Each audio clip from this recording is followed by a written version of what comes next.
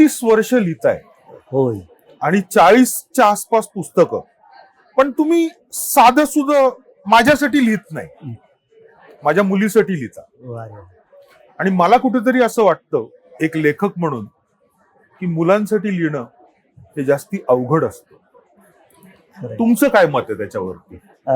अगदी खरं आहे. कारण आपल्याला मूल व्हावं लागतं, हम्म. त्या पातळीवर जाऊन लिहावं लागतं. हम्म.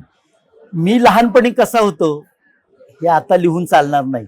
बर, माझ्या लहानपणीचं वातावरण खूप वेगळं होतं. बरोबर आहे. आजूबाजूची परिस्थिती वेगळी होती. मग ती शैक्षणिक असेल, हम्म. भौतिक असेल, सामाजिक असेल. हो. आणि आत्ताची स्मार्टफोनच्या युगात वावरणारी मुलं, हम्म. या मुलांसाठी लिहिणं खूप चॅलेंज आहे. प्रत्येक काळातल्या मुलांसाठी लिहिणं चॅलेंज आहेच. हम्म. पण मला वाटतं आजच्या मुलाला काय हवं, हम्म. त्याचं भावविश्व काय सांगतंय, हम्म. हे आपण त्या मुलाच्या पातळीवर जाऊन लिहिणं हम्म. ही खूप अवघड गोष्ट आहे.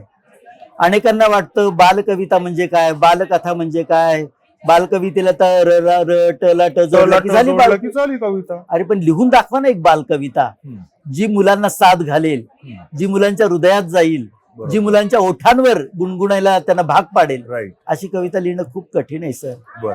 हा, पुढून पाठ मागून सपाट, बाबांनी आणलं लोखंडी कपाट, वा.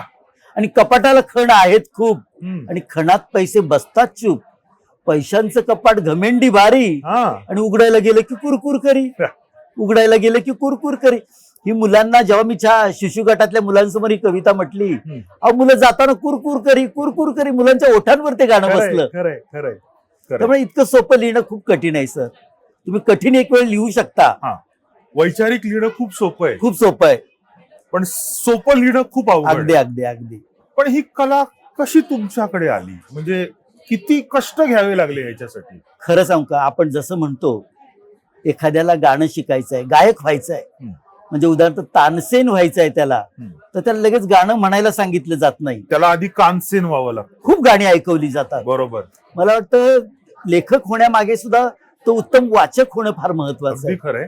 काय व्हायचं, लहानपणी मी ना खूप वाचायचो. अगदी खाऊचे पैसे साठवून त्या पैशात जी पुस्तकं येतील, ती गोष्टींची पुस्तकं, कवितांची पुस्तकं विकत घ्यायची हम्म. आणि वाचत सुटायचं. हम्म. माझ्या आईवडिलांचा भाजी विकण्याचा व्यवसाय होता. हम्म.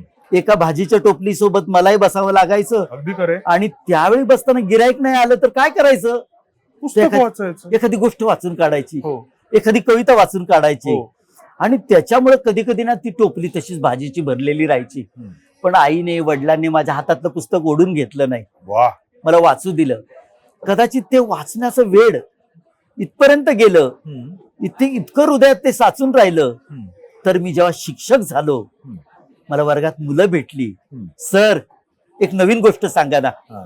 सर एखादी कविता सांगा ना. हा. मग या मुलांसाठी आपणच का लिहू नये हा. असं मनात आलं. हा. आणि म्हटलं पास नापास मुलं ठरवतील.